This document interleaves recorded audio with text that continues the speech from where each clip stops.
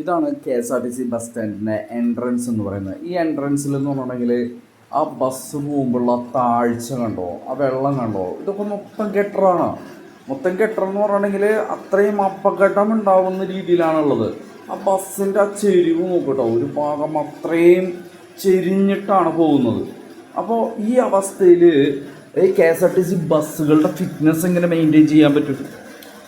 നോക്കൂ, അതിൻ്റെ ചെരിവ് നോക്കൂട്ടോ, കണ്ടോ, ആ കുലുങ്ങിയിട്ടാണ് പോകുന്നത്. അതിൻ്റെ ഉള്ളിലിരിക്കുന്ന ആൾക്കാരുടെ അവസ്ഥ നോക്കിയാൽ സ്പൈനൽ കോഡിന്, അതായത് നട്ടലിന് പരിക്കില്ലാത്ത ആൾക്കാർക്കും നട്ടലിന് ബുദ്ധിമുട്ടില്ലാത്ത ആൾക്കാർക്ക് അടക്കം സ്പൈനൽ കോഡ് ഇഷ്യൂസ്, കഴുത്ത് വേദന, ഈ പറഞ്ഞ പോലെയുള്ള സംഭവങ്ങൾ ഈ പറഞ്ഞ പോലെയുള്ള കുഴികളിലൂടെ ചാടുമ്പോൾ ഉണ്ടാവാനുള്ള സാധ്യത കൂടുതലാണ്. ഇതാണ് KSRTC ബസ് സ്റ്റാൻഡിൻ്റെ ഒരു എൻട്രൻസ് എന്ന് പറയുന്നത്.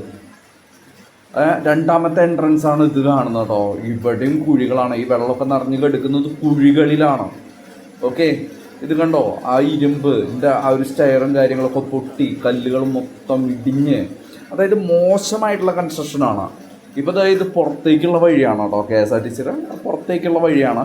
പുറത്തേക്കുള്ള വഴികൾ നോക്കുമ്പോൾ എത്ര വലിയ കുഴികളാണ് നോക്കൂട്ടോ.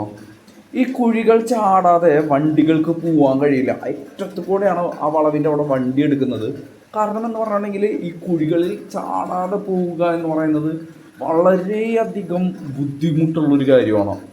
ആ രീതിയിലാണ്, വലിയ വലിയ കുഴികളാണ്. എവിടെയാണ് കുഴിയില്ലാത്തത്?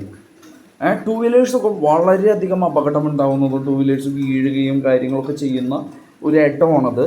അപ്പോൾ ഇത് KSRTCയുടെ അവിടുത്തെ ആ വളവാണ്, മജസ്റ്റിക് ഹോട്ടലിൻ്റെയും ആ വളവാണ്. അപ്പോൾ എത്ര വലിയ കുഴികളാണ് നോക്കൂട്ടോ, ചുറ്റും കുഴികൾ, കാല് കുത്താൻ ഇടമില്ലാത്ത രീതിയിൽ വലിയ വലിയ ഗർത്തങ്ങൾ. ഈ ഗർത്തങ്ങളിലൂടെ വണ്ടികളുടെ ഫിറ്റ്നസ് എങ്ങനെ മെയിൻറ്റെയിൻ ചെയ്യാൻ കഴിയും? നമ്മുടെ ഗവൺമെൻറ് വണ്ടികൾക്ക് ഫിറ്റ്നസ് ഇല്ലെങ്കിൽ പ്രോപ്പറായിട്ട് ഫൈൻ ഈടാക്കുന്നുണ്ട്.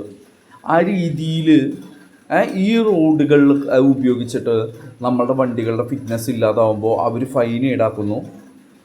അവർക്ക് തിരിച്ച് ഫൈൻ ഈടാക്കാനായിട്ട് ഈ പറഞ്ഞ പോലെ ഫിറ്റ്നസ് ആവശ്യപ്പെടുന്ന റോഡുകൾക്ക് ഇല്ല എന്നുള്ളതാണ്. ജനങ്ങൾക്ക് ഫൈൻ ഈടാക്കാനുള്ള സംവിധാനം ഇല്ലാത്തതിൻ്റെ അഹങ്കാരമാണ് ഈ കാണിക്കുന്നത്. ഈ റോഡ് എന്ന് പറയുന്നത് മഴയ്ക്ക് മുമ്പ് തന്നെ പാച്ച് വർക്ക് ചെയ്തതാണ്. മഴ പെയ്ത് കഴിഞ്ഞപ്പോഴേക്കും നശിച്ചു എന്ന് പറഞ്ഞുകൊണ്ട്